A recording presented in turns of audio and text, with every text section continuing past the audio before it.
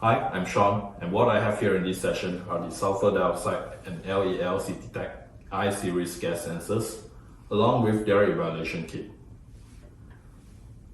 They're small, with half the height of a typical analog gas sensor, and although small, they're robust with operable temperature up to 60 degrees Celsius and pressure up to 1.2 bar.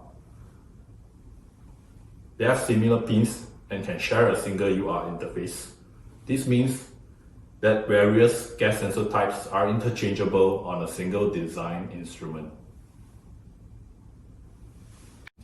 The sensor evaluation kit has a part number that can be ordered, and its software will be available on our website. It's particularly useful for product demonstration, evaluation, as well as proof of concept. I will now perform a demonstration using the software evaluation kit.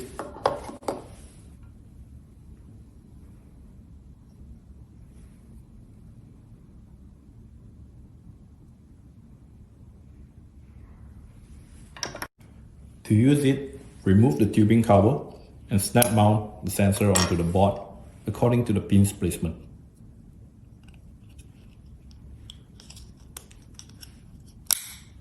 Then place back the tubing cover over it.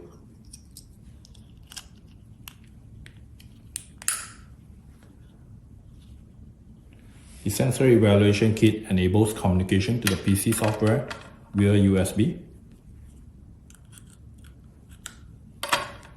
When connected to the PC, its LED should light up.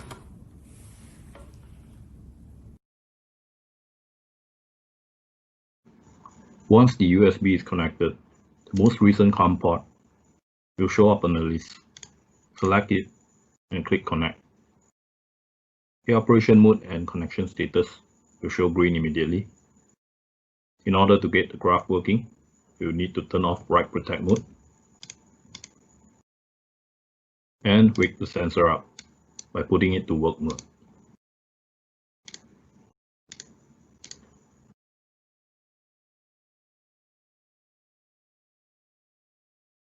Alternatively, there is a one-click quick start button which compiles this sequence of instructions to assist customer with getting started. I will demonstrate by resetting and starting again with the quick start mode.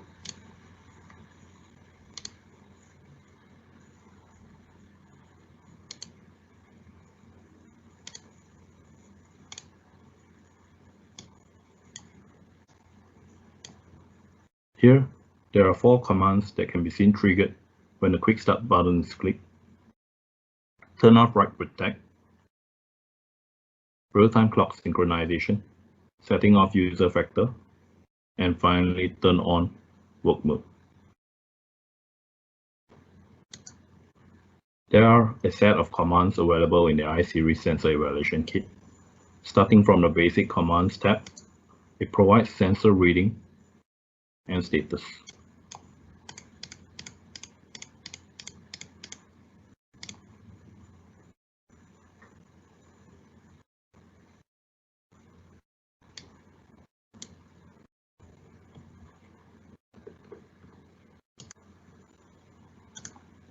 Information commands provide digitally embedded factory information, such as sensor gas name, model, production date, firmware version, serial number, and other useful information, such as predictive calibration due days and end of life.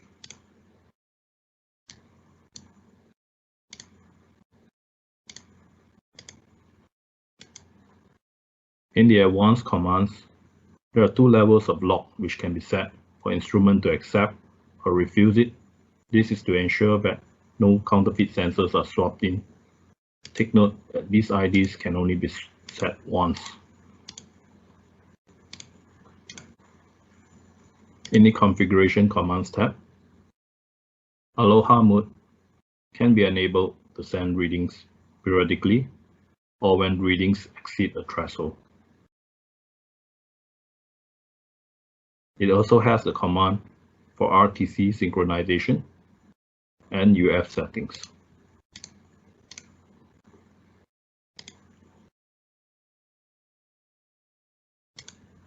The parameter commands allow user to set the span, low, and high threshold. In the User Calibration tab, there are two calibrations: 0, which in layman terms refer to ambient setting, and span.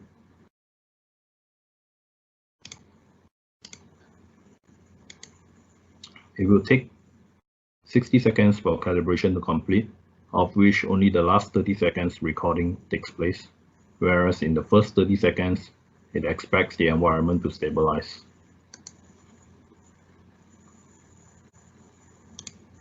Further, there are LEL and EC specific commands, which I would recommend to explore later. Lastly, there is a Recorded Files tab, in which graph recordings are automatically stored.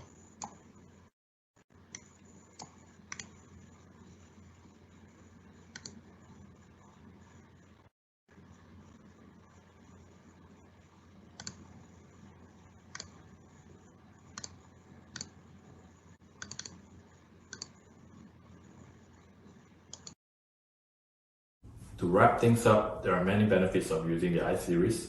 It's pre-calibrated by factory, which eases integration.